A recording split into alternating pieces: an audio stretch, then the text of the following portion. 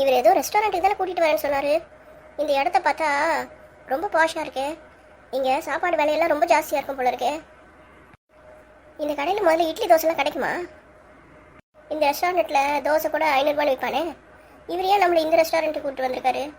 இங்கே இருக்கிற இங்கிலீஷில் கூட நம்மளால் படிக்க முடியல, ஏதோ ஒரு பாஷையில் எழுதியிருக்கானுங்க. ஏய் சுபா, எதுக்கு அங்கேயே நிற்கிற? சீக்கிரமா உள்ளே போகலாம். நம்ம ரெஸ்டாரண்ட் வந்துட்டோம். வரேங்க. அத்தை 2 பேரும் ரெஸ்டாரண்ட்டுக்கு சாப்பிட போயிருக்காங்க போல இருக்கு. நம்ம வீட்டுக்கு கிளம்பிடலாம். ஏய், இங்கேயே யாராவது ஒரு ஆளை செட்டப் பண்ணி ஏதாவது தகராறு பண்ண வைக்கலாமா? அப்படியாவது அவங்களுக்குள்ளே இருக்க பாண்டிங்கு ஜாஸ்தியாகும்ல. அத்தை பாண்டிங்க வேணாம், சிமெண்ட்டும் வேணாம், நம்ம ஒழுங்காக வீட்டுக்கு போயிடலாம்.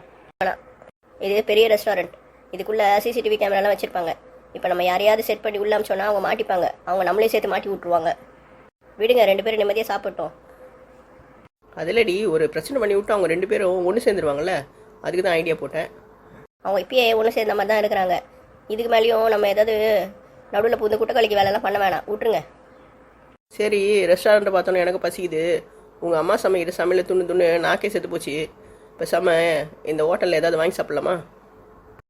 இந்த ஹோட்டல் ரொம்ப காஸ்ட்லியாக இருக்க மாதிரி இருக்குது அத்தை. காஸ்ட்லி கூட பிரச்சனை இல்லை, நீங்கள் காசு கட்ட போகிறீங்க. ஆனால் நம்ம கேட்குற ஐட்டம்லாம் இங்கே கிடையாது. அதுவும் கரெக்டு தான்.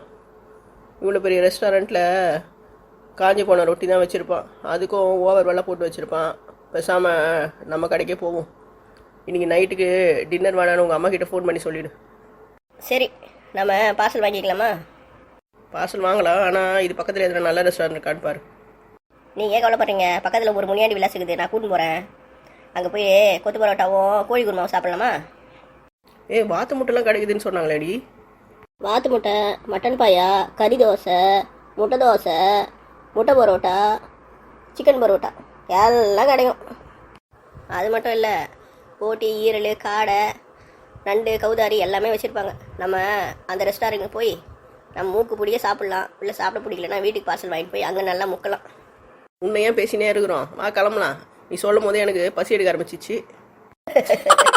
வாங்க அத்தை போகலாம்.